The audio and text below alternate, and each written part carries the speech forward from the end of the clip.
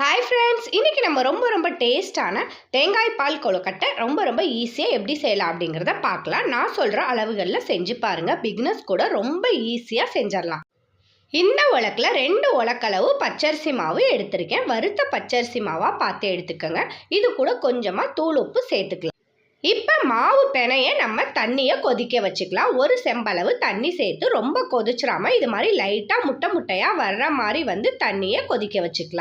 கொதிச்ச தண்ணியை கொஞ்சமாக தேவையான அளவு மட்டும் தண்ணி சேர்த்து இது மாதிரி ஒரு கரண்டி கொடுத்து நல்லா மிக்ஸ் பண்ணிக்கலாம். போதுமான அளவு தண்ணி சேர்த்து கைகளால் இந்த மாவை பிணைஞ்சு எடுத்துக்கலாம்.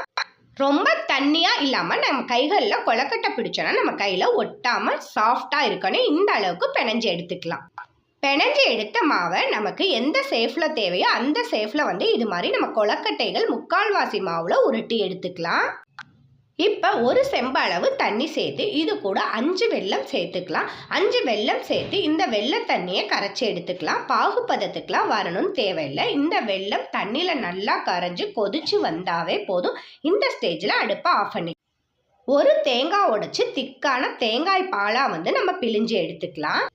இப்போ தேங்காய் பால் கொழுக்கட்டைக்கு தாளிப்பு ரெடி பண்ணிடலாம். அடுப்பில் ஒரு பாத்திரம் வச்சு ஒரு 4லிருந்து 5 ஸ்பூன் போல் நெய் சேர்த்து 2 பட்டை, 2 கிராம்பு, 2 ஏலக்காய், கொஞ்சமாக முந்திரி திராட்சை சேர்த்து பொரிய விட்டு அதுக்கப்புறமா கரைச்சி வச்சுருக்க வெள்ளை தண்ணியை ஃபுல்லாகவே இதில் சேர்த்துடலாம்.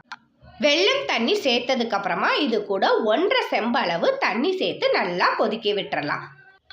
இப்போ உருட்டி எடுத்து வச்சிருக்க இந்த கொழுக்கட்டை எல்லாத்தையும் இது மாதிரி நல்லா தண்ணி கொதிச்சதுக்கு அப்புறமா பாதியை ஃபஸ்ட்டு சேர்த்தரலாம். சேர்த்த பாதி நல்லா கொதிச்சு வந்ததுக்கு அப்புறமா மிக்ஸ் பண்ணிட்டு அப்புறம் வச்சிருக்க இந்த மீதி பாதியை அப்புறம் சேர்த்துக்கலாம். இப்போ இது ரெண்டும் சேர்த்து நல்லா கொதிச்சு வரட்டும். மொத்தமாக சேர்த்தோன்னா வேகாது. அதனால தான் பாதியாக சேர்க்குறோம். 10லிருந்து ஒரு 15 நிமிஷம் போல் மூடி போட்டு நல்லா வேக வச்சிடலாம். கொழுக்கட்டை உருட்டி எடுத்துட்டு மீதம் வச்சிருக்க இந்த கால்வாசி மாவுல ஒரு செம்பளவு தண்ணி ஊற்றி நல்லா கைகளால் கரைச்சி எடுத்துக்கலாம். இந்த அளவுக்கு தண்ணி போல கரைச்சி எடுத்து கொதிச்சுட்டு இருக்க இந்த தேங்காய் பால் கொழுக்கட்டையில சேர்த்தரலாம். மாவு கரைச்சி சேர்த்ததுக்கு அப்புறமா 10 நிமிஷம் போல வேகட்டும்.